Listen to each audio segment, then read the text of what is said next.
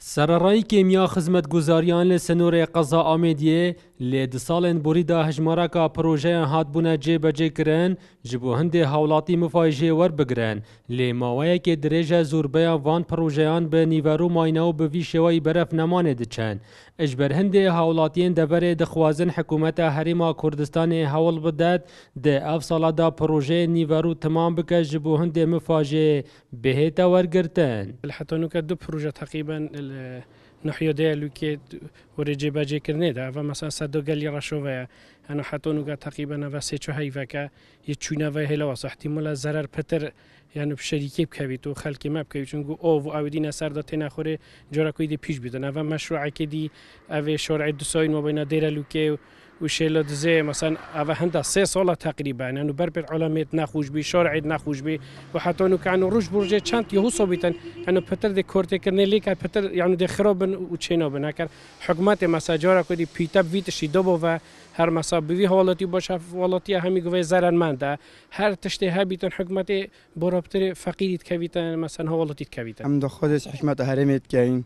زيترين وقت بري کو بیشین ببیت ورزه بهاره وان پروژه بدی ماهی بینیدن چون که وکی نمونه بیشین سکر گلی رشاوه برف نافچونه چونه هیویدارین کو زیتون وقت حکمت بیتن چه کردن وکی بنمونه رکام و بینادر لوک شرادزه گلکی ها به سر و بره اند جراری دان چید بن دخوازه کن کو بن تمام کن. تمامکردنا وان پروژیان دی بیت زیادتر خدمتکردنا هاولاتیان و نتمامیا وان کاریگری لسر دوره هاتیه کرن. خلقی يعني معنویات نمونه خلقی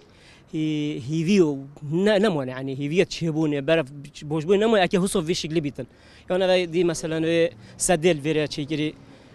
یه هلام نیورو مثلا یه راستون دی پیچکی و کی آمازون پیچکی راستیه. پروژه هچی پروژه هلام نیورو معنویات خلقی تناخوره خلق سز بیدن و تأثیر یا سر خلقی چی کری خصوص بازار سیک مثلا او عالمه یعنی حرکت عالمه همی یاسز بوی خلق گله که یه تنگزار بوی خلق گله جا خاص و نکته دوی گوش ولی که خانه که بو عیال خود چی کرده هلی نیورو ما عیالش بیشتره هاولاتی و چند دنه دیار کرن کو پیتوی حکومت هرما کردستان زیادتر حول بدت خدمت گزاریان لدوی دوره جیبجی بکد جبر کو وکو پیتوی خدمت آوی دوره نهاتیا کرن. دلدار عارف کرسات نیوز لناحیه دیرالوگ.